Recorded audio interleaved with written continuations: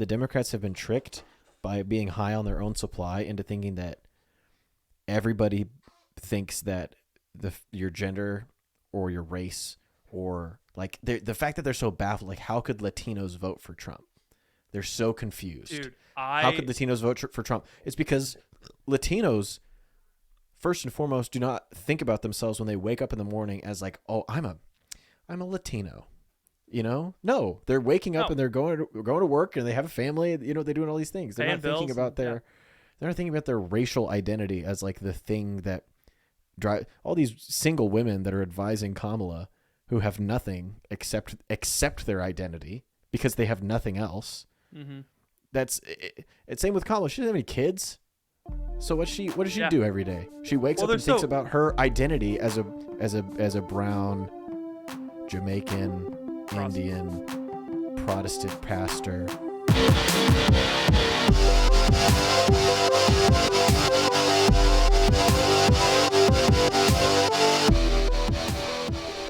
Welcome to The Crunch, the only podcast being recorded in the golden age of America. Oh yeah.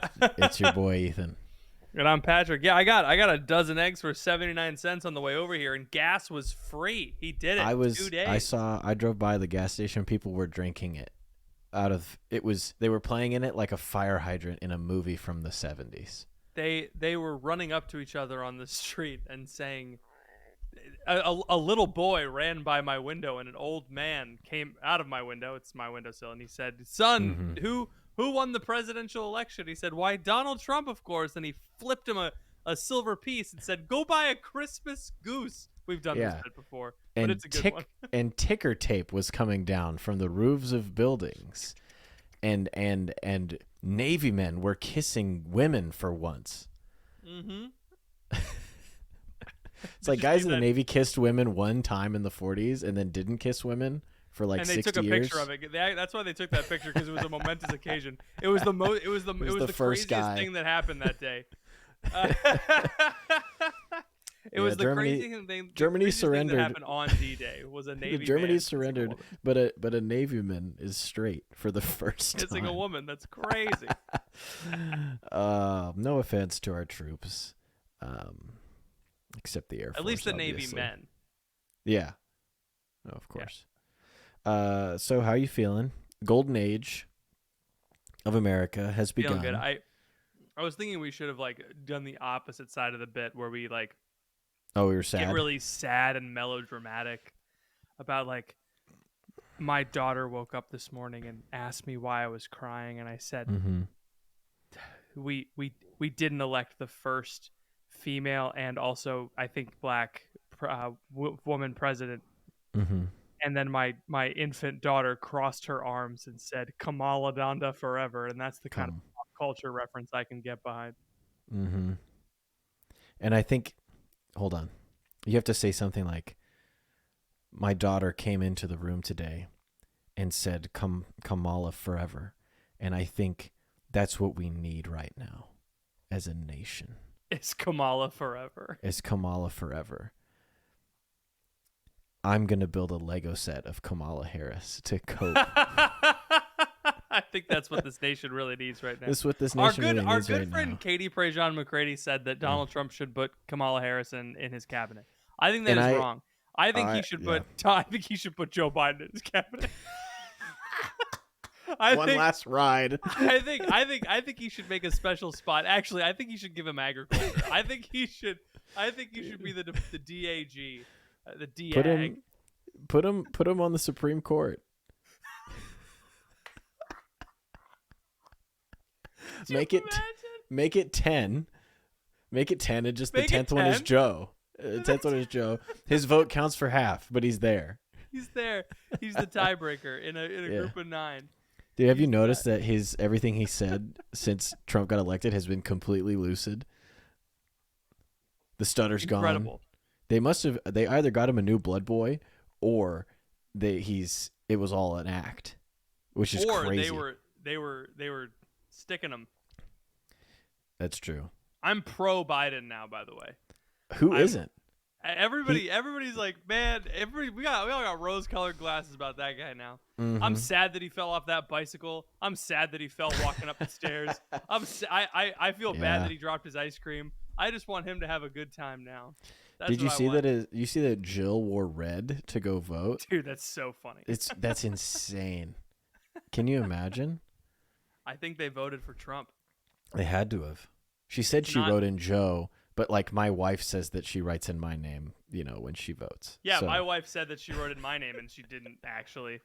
Yeah. I thought I got one vote for sheriff of Brevard County. Nope. Unfortunate.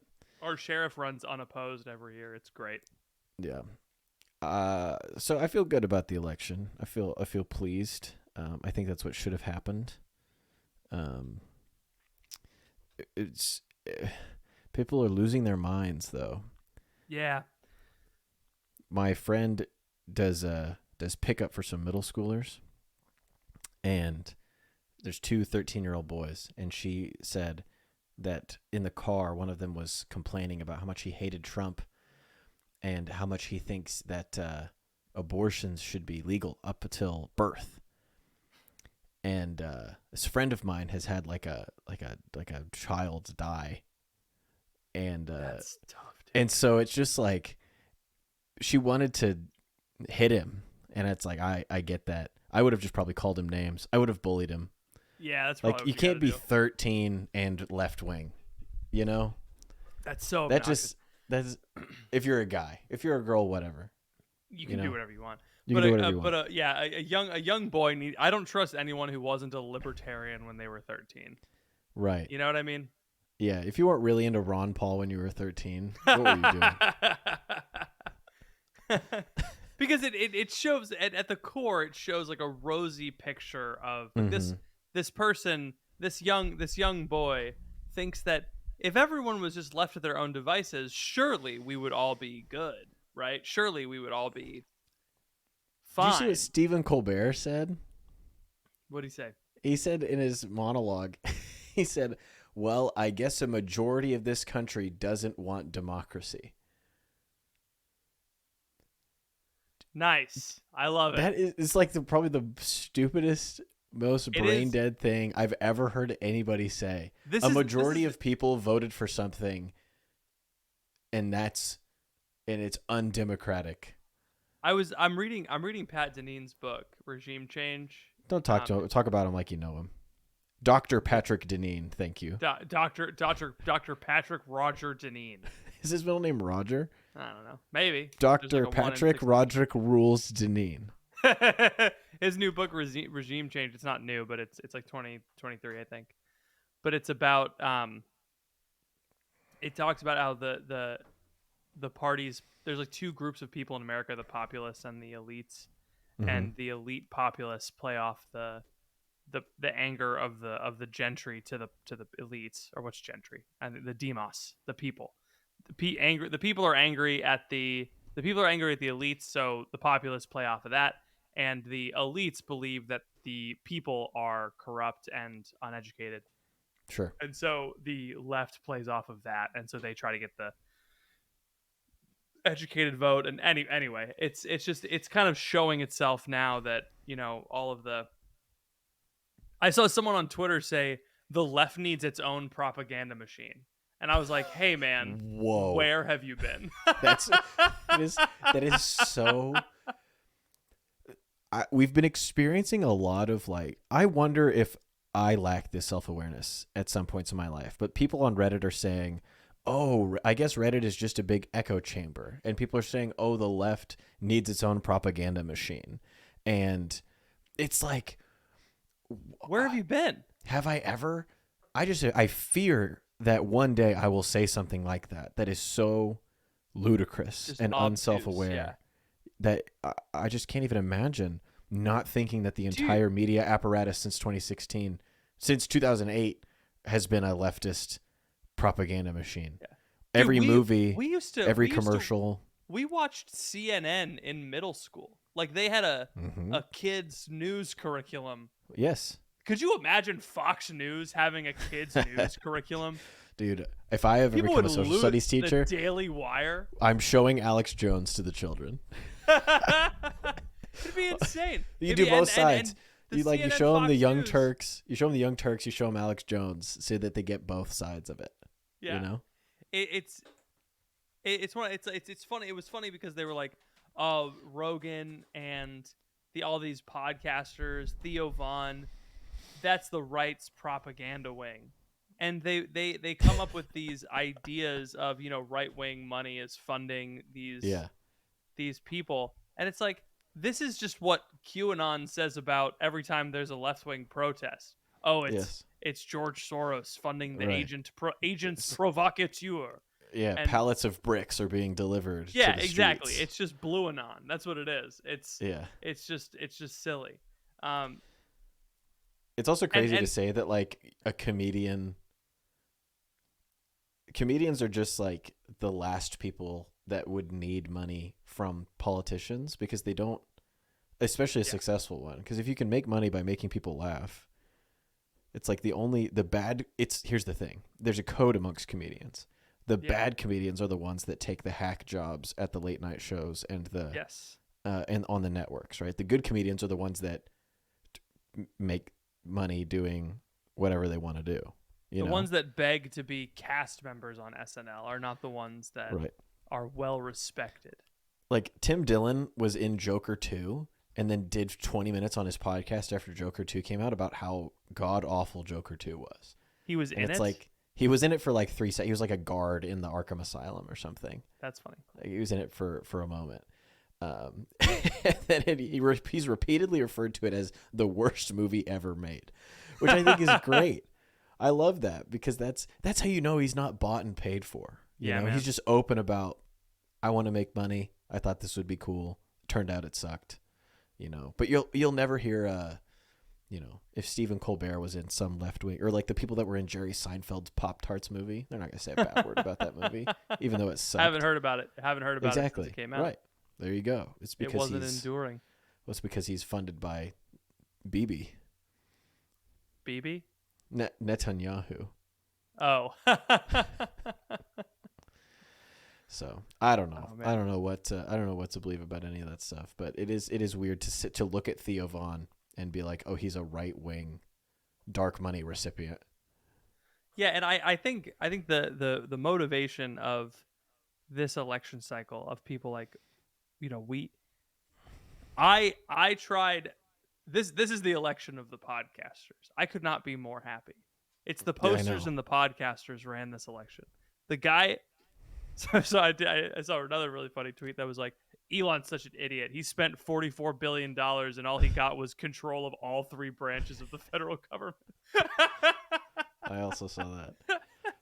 It's true. Which, hey, I did predict back when Elon said he was gonna buy Twitter, back when he was a lefty. I was like, oh, this is gonna be bad. But it turned out to be great. But then he got pilled because his son became trans.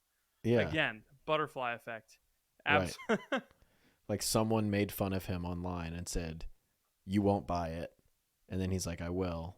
I will. Trump made fun, or Obama made fun of Trump at the White House Correspondents' Dinner. I watch that clip sometimes from the White House Correspondents' Dinner and the mean tweets thing on Kimmel or whatever it was, and I go, man, you idiot! You don't know when to quit.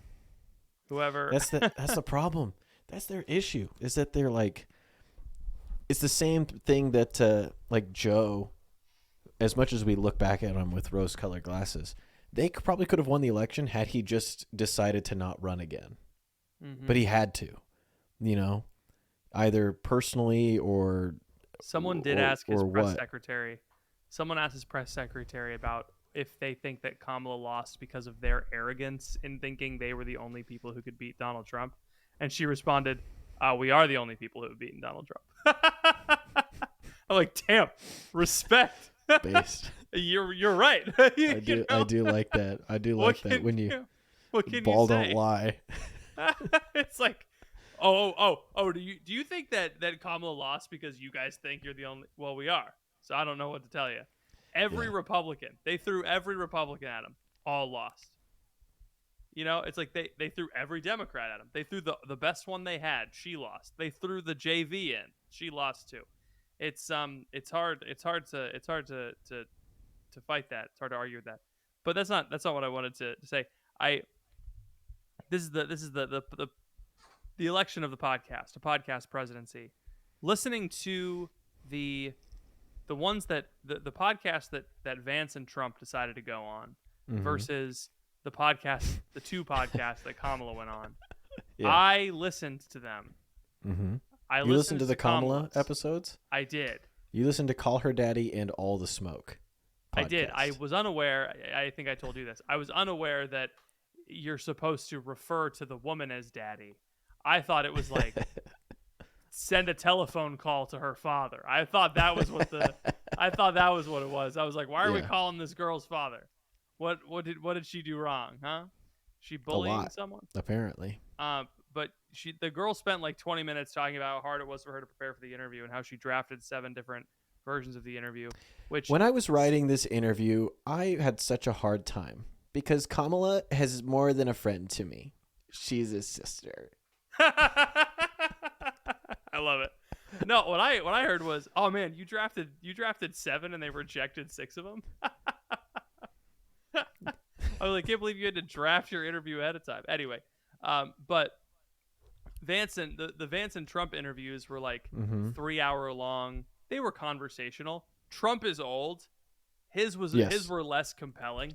Sure. Than Vance's, in my opinion. Trump was like very reminiscent. When I walked also into the White House for the first time. Yeah. But Vance was very like policy driven. Trump. The other thing about Trump is that we've almost heard too much of him. Like we kind of know all of his beats at this point on pretty much. If you've listened to anything that he said, any of his speeches, it's rarely new. You know, he might get a zinger in here and there, but like the Rogan podcast, the Vance was way better for Rogan. It was wonderful. Yeah. And going from listening to Vance's, even the one where he was on an antagonistic interview with the Times, even the ones where the interviewer was hostile to him, he did great. He deflected really well. She would say things like, one of my colleagues, a lot of vocal fry in there.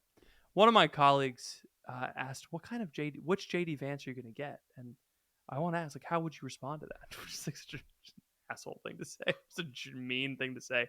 But he goes, well, like we all have different sides and we put our different, in different situations, we're feeling different things. And, sometimes at rallies, I'm excited. Sometimes in interviews, I'm more relaxed or I'm pissed off about something. He's like, I have different emotions. I'm a human being. Yeah. So yeah, I think he did really well in those antagonistic interviews. And he laid out his policy positions. After a while, I listened to about 3 of his interviews. I was like, all right, yeah, he's got the same talking points. He's something on immigration, something on the economy, something on foreign wars. And Kamala's interviews too were awful. They were the exact opposite. I don't even want to do the impression. I did. I think we don't have to anymore because she's gone. We never have to hear her again. I'll just say, like, I think the big miss from the Democratic Party was that they thought that people cared about the soft stuff and people cared about the economy stuff. Mm-hmm. People thought that like the social liberals lost because people don't care about social liberalism right now. They care about the economy. Yeah. And maybe next election, if the economy's fine or if it's beyond repair like it was during COVID, maybe they'll care about the social stuff again and the Democrats will win. But it's like people just didn't this time around. They did not care about we need to make sure that people's voices are heard. They just didn't care about that. Right. And, I mean, just think about I don't know, for all these recent elections, the most successful Democratic president of all time, Barack Obama, he won because he promised change, but he also promised to like with the Medicare or the health care for everybody and and he was going to bomb people in other countries. And also, he's going to fix the economy. He was going to fix it from the big crash that happened. He's like, I'll fix it. And there was a huge pain point. And also, John McCain was old and crusty. And, so it made sense. But he did not win because he maybe won because he was black. But I don't think so. I think he was really strong on those hard issues, to your point. Yeah. And then same thing with Trump in 2016, right? He won. He didn't win because he was, you know, mean or orange or any of those things. He like spoke to people about like your towns are dying and I'm going to revitalize your towns, you know. Yeah. And he saw a bunch of turnout that that the Republicans hadn't seen in forever. Joe is like, hey, I'm going to fix COVID. So we're like, great. You know, Do it, please. And also, I have 20 million ballots on a barge somewhere that I can just I can bring over anytime. That will also help me win. So I don't think they were tricked. The Democrats have been tricked by being high on their own supply into thinking that everybody thinks that your gender or your race or like the fact that they're so baffled, like how could Latinos vote for Trump? They're so confused. Dude, how could Latinos vote for Trump? It's because Latinos, first and foremost, do not think about themselves when they wake up in the morning as like, oh, I'm a Latino.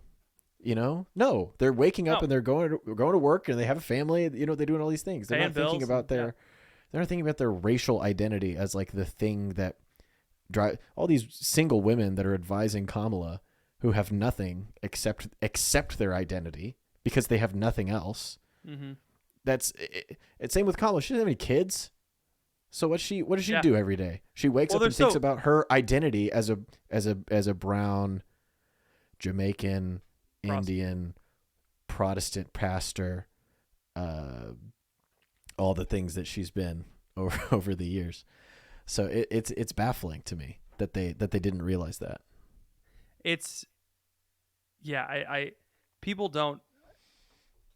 People that are baffled, they're like, how could Latinos vote for Trump if they have undocumented relatives? Maybe they don't like their relatives. Have you you ever ever liked your all of your? Yeah, have you ever hated your like relatives? every single one of your relatives? I saw that. Yeah, again, like, oh no, I'm so scared. My mother-in-law is undocumented. She lives on 4th Street in a park.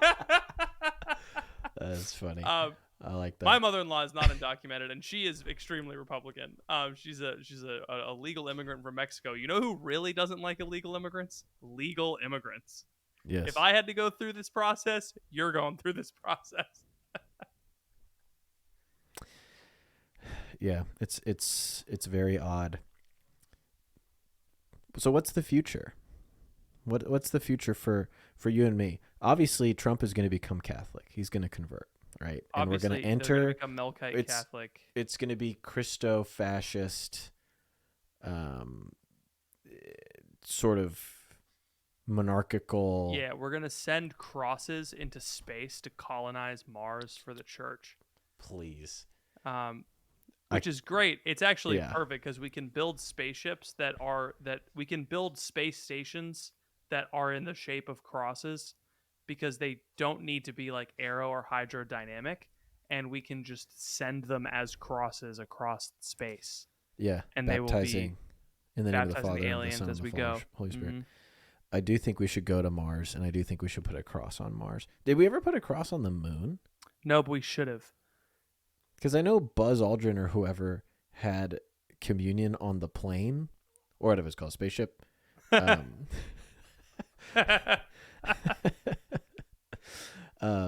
he's also a Protestant, so he brought juice and crackers with him. I don't think he's the one that actually brought Jesus. Because there certainly was a Catholic. There was a Catholic astronaut who brought communion and who brought communion with him, but it wasn't one of the first ones. No. So I do think we should go to space. There's so much that could happen, and I just really don't know what's going to happen. What I do know is that podcasting, it's weird because it feels like Twitter is as important as it's ever been, which is weird because that's what it felt like in 2016 also, you know? Yeah. And then it like went down and then it came back. It was popular. It was important in 2016 because it was more or less a forum. People were more or less having conversations on there. It was less important in 2020 because it was North Korea. You just like YouTube and Twitter in 2020 was like, you or couldn't North say the Korea. word coronavirus on YouTube. Do you remember this? Like I do remember that. they would search your video and demonetize it if you said That's why I always coronavirus. called it the China virus. Yeah, that's why I called it the Kung Flu. Which I'm upset. I'm upset that didn't take off. Everyone was mad that was racist. That's clever. That's at least a little clever. That's Yeah. at least kind of funny. You Yeah. gotta have a sense of humor about these things. What's racist Yeah. about Kung Fu? It's from China. And so's the virus. We're trying to honor their heritage. Come on. It's okay respectful. to say. If anything, it's respectful to call it the Kung Flu. We had an attorney general named Lawrence Eagleburger. That's pretty American. We can make fun of that. That's crazy. Right? His Isn't name is that right? Eagle Burger. Yeah, well, you showed me this guy, Lawrence Eagleburger. Yeah, most American last name. I showed you this guy. Yeah, you showed me Lawrence Eagleburger. I think I remembered Lawrence Eagleburger. Ben, roll the tape. Roll the Lawrence Eagleburger tape. It's weird to be. I'm just thinking about us, right? And I'm also thinking about yes. Oh no, both of my children are crying at the moment. Are they both right down there? No, Peter's in his room, but I can hear him, which means Emma's in his room. But Henry's in here with me. Sounds like he's okay. Yeah, just I can't hear him anymore. Okay, that's good. I'm thinking about us and podcasting and Catholicism and evangelization, because if people are being convinced of things that they weren't convinced of before through podcasts and X, and that's what we're doing, it's almost like, I don't know. I feel like it was really hot to evangelize on the internet for a while, and then I was like, I don't know, but it does feel like there's sort of a new fertile ground for inviting people to consider alternative points of view. I think online. it's because it more or less didn't have any teeth. You think so? People credit Catholic answers. So think about early days social media evangelization back in the day. Mm-hmm. Brandon Vaught is writing on strange people would just notions. post lists of relics in like threads. No. I'm talking like Web 2. I'm talking blogs and the early days of Catholic Answers in the 90s. They're still publishing a Catholic. The year is 1998. Oh wow! So Patrick I'm 2 Debbie, years old. I'm posting. Ethan and Pat are posting. They're also in their toddler years. They're pooping their pants. All right. Trent Horn is still a twinkle or Scott Hahn has just converted to Catholicism. Mike Cirilla has stopped following around the Grateful Dead. Trent Horn is a twink. We can't call it that. We can. But the year is 1990, and people are posting, and we've got babies. Catholic Answers, I think, is the exception to this. These guys were like engaging with people that were not Catholic on a level of directly answering questions. That's what Brandon Vaught was doing on his blog, Strange Notions, where he was talking to atheists on a forum. He created a forum for atheists and Catholics to talk to each other. Called Strange Notions. Yes, called Strange Notions. Not a very interesting name by today's standards, but hey, it was the early 2000s. You know, stuff was going down, or maybe it was the 2010s. I don't know. But at some point in between then and now, the apologetic, you know, we're going to talk to the Protestants, try and convince them, we're going to debate stuff, that kind of stopped. And or maybe this is just what I was exposed to. We got more of like kind of like a Disney Catholicism. I remember the first time I heard a Catholic speaker talk about their political views, I was shocked. Like, why would you say something controversial? Like, this is supposed to be, you know, an uncontroversial presentation of the truth. It's a Disney popular Catholicism, like that Life Teen. I'm not gonna nitpick them, but a teen friendly Catholicism that's non-confrontational. I think that was what took hold, and that's what the internet Catholicism became, where it was, you know, let's make a list of all of the places where you can find relics. You know what I mean? Like let's this teenage gamer might become the first millennial saint. You know, it's stuff like that. It's let's evangelize by being cool and doing the cool thing that is popular in pop culture. it's the downstream from culture thing. That's how we're going to evangelize. We're going to be downstream from culture. This is the Mars Hill doing a series on Jesus is the real superhero because Superman came out in theaters. And so we're doing a series on Jesus, how Jesus is a superhero. That kind of Catholicism predominated for a long time, and I think that's changed. Where the Catholic conversation on social media and in the evangelization world is more combative. It's like direct, that's what we're trying to do. It's like with the course, we want you to go convert your friends. Tell them about Jesus. Here's what you say. I don't think you would have seen that 10 years ago from a popular Catholic organization. Anyway, I'm vamping because Henry seems frustrated. Oh, he's really crying. I'm going to have to pause, and then we'll have to come back. That's okay. I think he pooped his pants. Oh, he's so cute, man. He is very cute, but Hi, Henry. But Emma's with Peter, so stick around. I'll stay right I here. got to take care of this kid. Ethan, I'm running into a bit of a problem. Again? I accidentally introduced my son Leo to television and movies, and it's so sick because he wants to see Jungle Book so bad. He asked me like Jungle Book, and he's so cute, and I want to show him Jungle Book, but I also don't want him to be addicted to television for his entire life. Have you experienced this yourself? Yes, my son really loves Peter Pan, and so every day it's see Captain Hook, want to fight Captain Hook. So we are deep in the minds, Same boat, in the grip of 1930s Disney films. They really got that stranglehold on it. They did. I was thinking, I was talking to Phoebe, is like, what are some ways that we can, kind of, because one way to go is like, I'm gonna cancel out digital stuff entirely, but it's unrealistic. I want to like set up rules and stuff for my family, like some kind of structure that we can use and stick to, sort of like a code to live yes. by. Are you familiar with any place that I could get such a thing? Or a Benedictine monastery? Yeah, right. A rule of life or something. Do you happen to know anyone who's had 16 children and could help me out? I do. There's a guy named Connor who actually wrote a book about this very thing, if you can believe it. It's called The Well-Ordered Family. And contained therein is the well-ordered family management system. So it takes out all of the guesswork, all of the confusion, all of the, how do I know how much time and energy to put into this? How do I make sure that we got this taken care of? How do I invest for my children's future in more ways than one? It's all there in the Well-Ordered Family, which I really appreciate. Nice. And I believe they sent us a discount code for our viewers. They can get 50% off the book. Is that true? That's a really solid discount, actually. So hold on. Go to wellorderedfamily.com. I'm going there right now. Yeah. If you go to wellorderedfamily.com, you put that book in your cart, and you use the code CRUNCH50, you'll get 50% off the book, which is great. You can go through the system, check it out, and then see what Connor has to offer.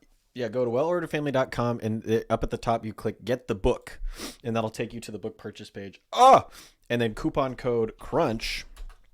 I'm applying 50. it right now. CRUNCH50. Thank you, CRUNCH50.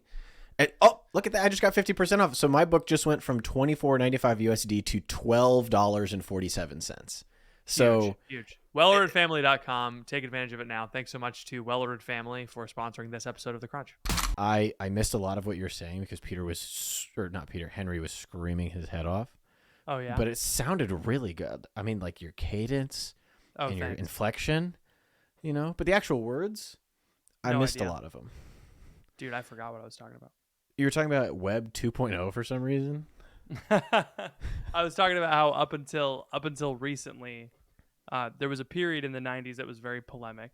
And early, like before we kind of started getting into our faith, there was a part that was very polemic. It was the Patrick Madrid and Scott Hahn and we are converts and we're going to tell you why you should convert too. Right. And then Steve Ray. Yeah, while we were getting older, right? Like it was very much motivating the Catholics that might leave soon. It's like when we were in high school, a lot of the material that was out there was safe. It was the only polemic was here's why you shouldn't have sex or watch pornography. Yeah. And it was very safe. There were no opinions, which is why it's kind of shocking when like Jason Everett's at a Trump event. You're like, hold on. That's Yeah, not yeah. that's not what Did you he go do, to a man. Trump event? Yeah, he was at a thing. He was at a fundraiser in West Palm Beach, Catholics for Catholics. Catholics for Catholics? Yeah, it's the only fundraiser by Catholics for Catholics. That's funny. But We should have thanks. crunch for crunch. And everyone comes and they just hand us dollar bills. 30 for 30, the only podcast by 30-year-olds for 30-year-olds. That is going to be us in no time. So In prepare no for time. that. Dude, I can't believe I'm going to turn 30 and Trump's going to be the president. Dude. That's crazy. That's stupid. Freaking crazy. Last time he was president, I was damn near 19 years old. I was 18 or 19 years old, sitting in the J.C. Williams Center, Yeah. filling out my ballot to mail in. You know, The day after the election. yeah, dude. Anyway, so the bet period was the attitude was, we're gonna evangelize on the internet, and by that I mean we're gonna post things that are like, isn't it cool to be Catholic, and can't you be Catholic while also eating pizza?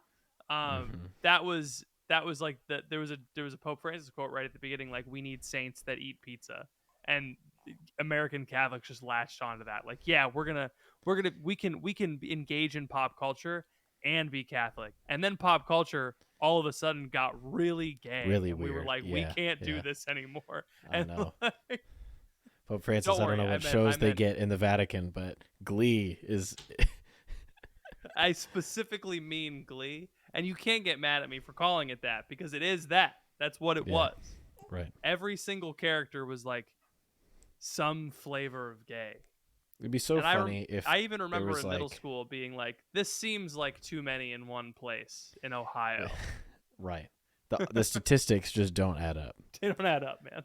It's like when they send people to space in the movies, and there's a person from each race on the mission. Yeah, you're like, It's hold like, on a second. Hold on a minute. Did you guys pick one from each? Did you guys really just do one from each? I started watching Alien Covenant last night. Oh and yeah. I didn't make it. I didn't make it very far, but I'm hoping to finish it soon. But people keep. I don't understand why they keep sending people into space in this Alien franchise, and like something goes wrong. I don't think they've ever sent a ship into space in this movie series where something hasn't gone wrong. It's like Why at a would- certain point you why would just they keep stop doing going into space. You know. Yeah. What's the purpose of going into space? Yeah, it's like, oh, our solar sails have experienced a disruption from the neutrino. It's like, oh, okay, cool. And the last time you got hit by a rock, and the time before that you misprogrammed the freeze chambers, and it's like, come on, guys. Yeah, come on. If you're a spacefaring race, it should all be computers. You know. Yeah, it should not have any human input, basically whatsoever. Your whole, and this is Elon's success, it's all just hamsters on wheels powering it all. There's no human, untouched by human hands. All artificial, baby. That's the way to go. What were we saying? I'm thinking that because there is a very definite and clear shift to the right, especially amongst young men, and there's more of a friendliness to. I was talking to Thursday today. Mhm. Crazy crossover moment. I was talking to. I used called, to see him every week, so not really. Yeah, we had a 30-minute conversation, and we were Over talking the about. phone? Yeah, Oh wow, I know. It was nice. that's cool. He's a cool guy, right? He's a cool guy. But he was saying that he feels about Jordan Peterson fans the same way he feels about Jordan Peterson, and it's that they're a lot further away from real faith than people like to believe. And I think that's true. So I think there is an element of just because someone is friendly to the right or has moved away from like wokeness doesn't necessarily mean that they're like ready to jump in feet first.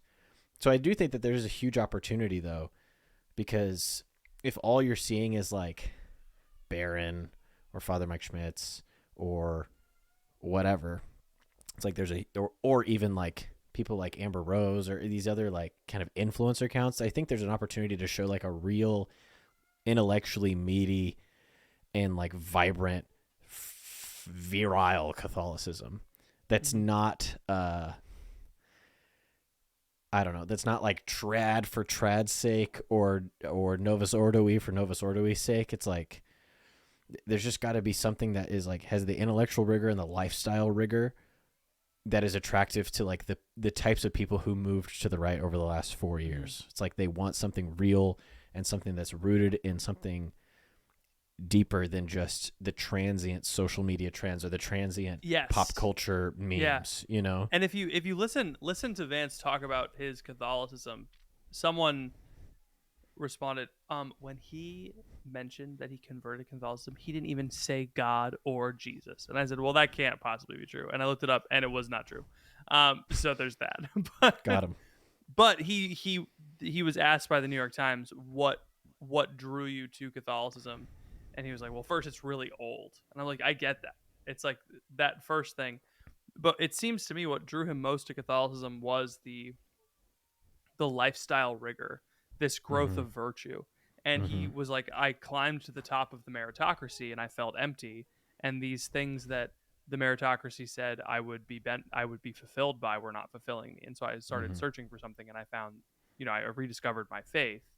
Where he's like, I always believed in that Jesus is the Savior and all this stuff, but like the Catholicism piece of it is it offers and that. And he specifically mentioned the sacramental view of marriage and like these other traditional things, and those are appealing because it is a transcendent worldview. Do you remember the movie Onward, Pixar?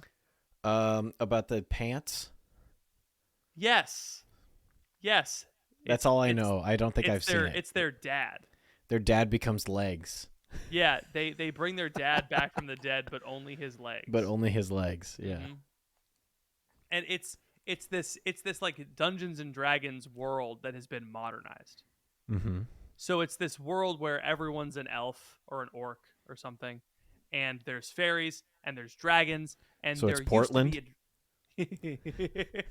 There used to be adventurers, and they go to a tavern, and they talk to an old adventurer, and she tells them about what used to be, but like people don't believe in magic anymore, even though there are these vestiges of magic. They're like, yeah, magic isn't really important. We have all these technologies and stuff. And I watched that and I was like, isn't that the world that we live in now? There's all of these vestiges of this time that used to be, and young people are discovering, wow, we used to go on adventures. We used to try and make things. We used to harness this power that was given to us by some unknown mystical father that would guide us to find actually like brotherhood. That's the end of the movie, is they end up not seeing their dad again. He realizes that his brother was a father figure to him during his whole life. He never met his dad. Legs go away? Yeah, he never actually meets his father in the movie, I don't think. Oh, but it's a very beautiful movie. It's just I loved it. Is it a Pixar film? Yeah, it's a Pixar movie. I've never heard of this movie. Onward? It's pretty good. I think as it was in a COVID like movie. Yeah, nobody talks about it in the same way that nobody talks about Soul or the Panda one. Like no, I think this one was different than Soul and the Panda one, because I think it was a product, unfortunately, of the fact that Pixar doesn't care about new stories anymore, and they don't really market them as much as they used to. Onward, yeah, and I also think it was a COVID hit too, because I remember watching it like on Disney Plus. It wasn't in theaters. But it speaks. I think it's a great representation of what our world is that there's all these vestiges of the past, and the magic and the virtue and the Holy Spirit and these sacraments that we used to have this kind of God-given power over our environment that we just don't have anymore. And so young people are discovering it, and they're going like, why did we get rid of this in the first place? And so that kind of thing is attractive. This is all to say that kind of thing is attractive. It's not the main thing. The main thing is complete and total transformation into Christ. But you can't say that to the New York Times. No. You can't say that to most people. Yeah. You can't. And so I think that's the biggest change, is that what we've tried saying to the world as Catholics is, well, you just need to love Jesus. And they hear that, and those words are simple in the same way that like spend less than you make is simple, but people Mhm. don't do it. You know, Right. there are these principles in the world Eat that healthy are and exercise. correct. It's like it sounds so easy, and then it doesn't happen. And so you need to have some other kind of motivator. You need to have a carrot and a stick, a whip and a rein, as Dante would say. And I think for the right, or at least for young people that are kind of I moving whip in towards, the rain. You know what I'm I whip in saying? the rein, and the horse goes nay Hey. nay. All right, Yeah, you whip and then you nay nay. All right, and so I got it. yeah, just double checking. That's the name of the song. The Soldier Boy. the that's one way that I think Catholicism's appealed. It's like it's a new way of life. It's why those ads about pornography didn't work, because it Which was like ones? the ones that Kamala ran about how like Oh, yeah. you're gonna be watching porn, and then some Republican senator's gonna come and take your phone, and all the guys watching it were like, promise, I don't Yeah. want to be doing this. You know, Right. like, I feel compelled to do this. Right. And so that had the opposite effect on these men, and I saw people talking about it on Twitter. They were like, I don't want that. I want that taken out of my hand and thrown away. Mhm.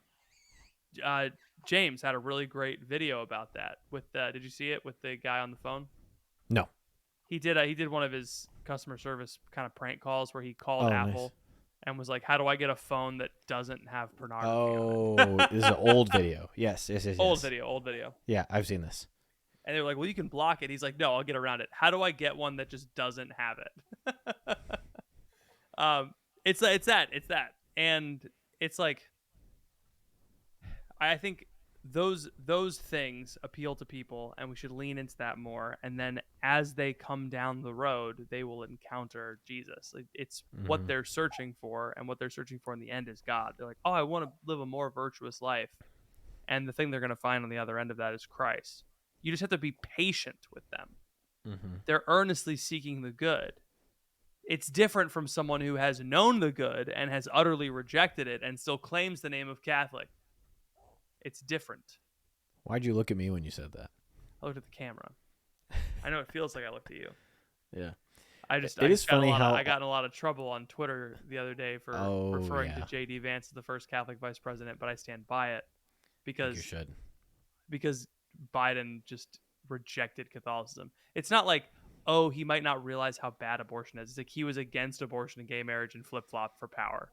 Mhm. It's worse. It's like a Which repudiation who among of us? faith. You know, Who there among but us is for the not grace of God. flip-flopped? I think it is interesting you brought up the ads that Kamala made. There was the one about pornography, and then there was the other one about hiding your vote from your husband, and there was another one that came out a while ago. It was probably over a month ago. That was like all these quote unquote traditionally macho men that were voting for Kamala. I'm man enough to vote for a woman. Right, and they all backfired because they all missed out on, I think, what the left fundamentally doesn't understand. Ethan, help! I'm drowning. I need to find land, perhaps an island, a Greek island, to find safety, both in physical and digital security. You got your little flippers on? I got my little blue swimming boy. You little snorkel. Swimming.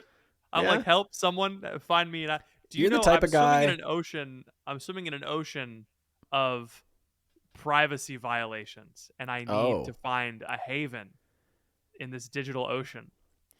You're the type of guy that would go on an excursion in the Mediterranean and the boat would leave you behind. I just need you to know that. I hear you. I think the internet is getting more and more pernicious. They're making robots that talk and walk and pour drinks, pour beer, and it's getting to be a little bit much. I mean, we're going to Mars, but at what cost? You know what I mean? And I think that each American, especially in the coming years when it's going to become illegal to be Catholic, we deserve our privacy. We deserve to be protected from government overreach and big companies that are spying on us, trying to target us with ads, trying to get us to spend our hard-earned dollars on their junk instead of on investing in a beautiful future for our families and our friends. Patmos Hosting Solutions can solve that. Not only do they protect you from big tech, not only do they provide a one-of-a-kind integrated hosting solution for your business, for your website, for your platform, whatever it is you need, but they will never censor you. They'll never take your data. even if they 100% disagree with you, even if they think you're the worst person on the planet, they have that integrity, and that's what I really love about Patmos. Yeah, Patmos has really helped us out over the past couple of months, setting us up on our website. We are believers. We practice what we preach, and so our podcast is secure on Patmos servers, free from any kind of external intrusion that might occur. And they got a great team. They'll walk you through setting it up. It's one-on-one service, which you're not going to get on any competitor Correct. web hosting services. You go to your whatever, your Wix space or your Wordly, whatever. They're not going to host your web. They're not going to walk you through hosting. You're going to have to set up some kind of nonsense. They're going to walk you through it. They're going to help you out. They're great over there. If you tell them that we sent you, you get 10% off. Go to patmos.tech. Let them know that we sent you. Thank you to Patmos for sponsoring this episode of The Crunch. Men yearn for greatness. They do not yearn for mediocrity. But the left is full of men that yearn for mediocrity. Like, all they want is hedonism on their terms. But if you have any sort of life of grace in you, then you yearn for something much larger than yourself. And so to have a bunch of men line up and clearly fake, like, it was clearly, you could see right through it. It's like, okay, that's not actually a man who is striving for something. I can tell that these are actors, but even like the words that they're saying don't ring true. Or like the ad where it was encouraging women to lie to their husbands. It's like, there's something that sits wrong with you because you want a great marriage where you don't have to lie to each other. And then the one that you mentioned, right? Pornography. It's like, I don't want pornography actually in my life. I want it to be gone. So it's just this weird misunderstanding of what actually makes men tick.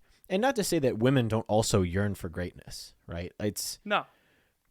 But because the left fundamentally just misunderstands that too. It's just we understand that more clearly because they think it's Gen Z boss in a mini, and when it's actually, I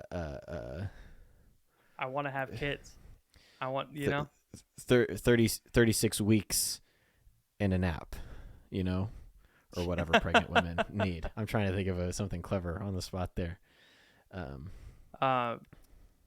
For 36 weeks in a meal train. That's what I want. There you go. 36 weeks in a meal train. That's good. I like that. Yeah, I don't know what I'm trying to say. I think there's AOP just tweeted that there's a huge opportunity to create wealth over the next 4 years. Well, I don't deny that, and I think you should do that if that's your inclination. What I also think is these 4 years will provide a great opportunity to introduce people to Christ and introduce people to a vigorous, virtuous way of living, because there has been a resounding rejection of a flaccid, vicious way of living. Yes. And I think that means something culturally. Yeah, the Kamala ads fundamentally misunderstood what people were looking for.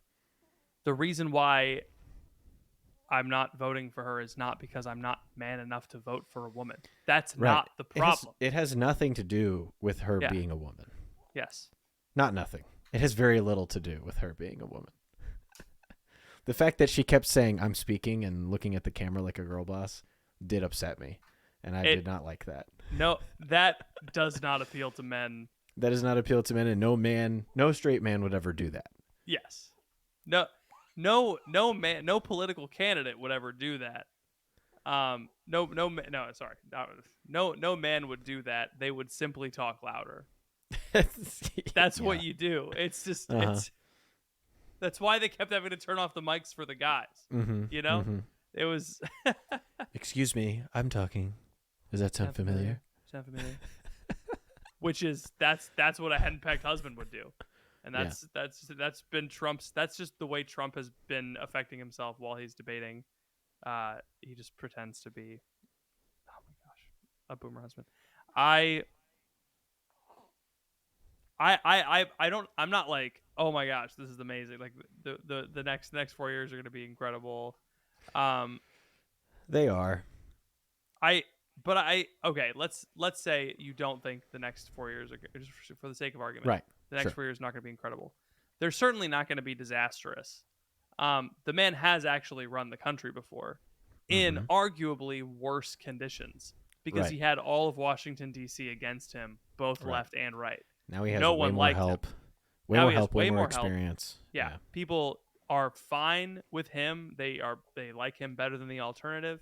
He has like actual allies in the Republican Party that are on his side, and he has the Senate and the House. And he has a mandate from heaven. Don't forget that. Apparently, He turned his head he at had the right popular moment, vote. Patrick. That's crazy, The popular vote. The bullet whizzing past his head. dude. He worked at McDonald's. I told Phoebe about those stories. She was like, "Dang, that's funny." She didn't know about that he got shot at. No, my lovely wife. No, my wife knew about getting shot at, but I meant the stories about the McDonald's and the garbage truck. the garbage truck. Yeah, the garbage truck. Yeah. That was just incredible. It is insane. I don't know if I talked about this with you on the bonus podcast, but it's insane that Kamala campaigned for 100 days and managed to produce exactly 0 iconic moments or mimetic images. That is you true. actually have to try to do that. At least Joe like bites a kid every once in a while, and you're like, that's funny. It's funny know? that Joe had more than she did during He the campaign. did. Joe Right. was out there more often. And Joe it's was out there because- putting on Trump hats and biting children, Dude, doing what he so- does. But it's because Kamala cannot. She doesn't have it. She's not independent. At Well, least she's not- Joe. yeah. Joe is an establishment guy, but he thinks for himself. Kamala just doesn't. She Mm-hmm. prepared. JD mentioned this on one of his podcasts. He was like, her schedule for the Brett Baer interview was empty for 2 days before the interview. She had to prepare 2 days for a 45-minute interview. Oh my gosh! Whoa. Could you And imagine? it wasn't even 45 minutes. She cut it short. She Did it got really? stressed out. Yeah, it was only like Oh my 23 minutes or something. Like No they- way. Oh Yes. man, Yes. that sucks. Yeah. That sucks. Yeah, she What should can you not be do? president. She can't handle an opponent from her country. Yeah. But that speaks English. Correct. And then when she lost, she was so Mr. Putin, I'm speaking. I'm speaking. Excuse me, I'm speaking. he just makes a hand signal and someone just shoots her. It's like he would just not have time for it. The fact that she lost is she didn't make a speech. You know, it's like, okay, what happens if you Hillary didn't either, to be fair. Neither Well, of them did. it's just another stacking L's for the ladies, unfortunately. I mean, if you want to prove that women can operate at the highest level of political power, you can't throw a hissy fit when you lose. It just is not, and then take an entire day to respond. You know, it's like come out that night and say it looks like we're losing. We'll wait till the votes counted tomorrow. If it goes that way, I concede to my opponent. Thank you for coming. You know, thank you guys for coming out. We really appreciate your support. We'll talk to you tomorrow. That's all she had to say. You know, she didn't even have to formally concede if she didn't want to. She could have just said, thank you guys for being here. We love you. Yeah. We're gonna keep up the fight. Whatever she wants to say, but at least say something. And she even did that passive aggressive thing when she called him. She was like, "And we're gonna have a peaceful transfer of power, unlike some people." Like that one. Like, and I'm not gonna leave my shoes. I'm not gonna leave my shoes on the bed. Mhm. Like some people. Very very overbearing. I don't leave my shoes Yes. on the bed. I'm not a monster. I would never put shoes on a bed. Yeah, why would you put shoes on a bed? That's where you Yeah, sleep. except in a hotel, and that's what that thing at the bottom of the bed is for, so that you can sit on the bed with your shoes on. Really? Yeah. Nice. I think that's it for our podcast today. I gotta go put this kid down. Get my wife a snack. She's been a trooper. Peter would not go to sleep. I could hear him screaming this whole time. My lovely wife is really going through it, and we are trying to figure out how to make it work here. So if you could please pray for us. Yes. Please pray for us. It was easy when Peter was just going to bed, but now he's taking like an hour and a half to go to sleep. Oh, and man. then it's all of our gains get negated by a new problem as soon as we Yeah. make progress. But I think that's just having kids, It is what it is. It is what it is. Well, thank you guys for joining us for our 24-hour nonstop election coverage. Yep. It does look like Trump. Next took election Puerto we will Rico, live stream. So That's true, he Next did. election we'll live stream. We'll stream the midterms when Trump takes a super majority in the Senate. Beast. Could you imagine? Yeah. Instant confirmations. That's a one-party state, is what that is. It sounds amazing. I don't want it. It's not. It's too. I would legitimately get tired of winning. Yeah, that's because you're weaker than me. I would win if you and me played Catan every day. I would win every day, and I would not want to stop. I would Dude, want to keep winning. I'm good at Catan. I would beat you. You're not. You're not. You're not. You're not. You're not. You're not. You are smoking. All right, we got to end the podcast. Say goodnight, everybody. Good night, everybody. Bye.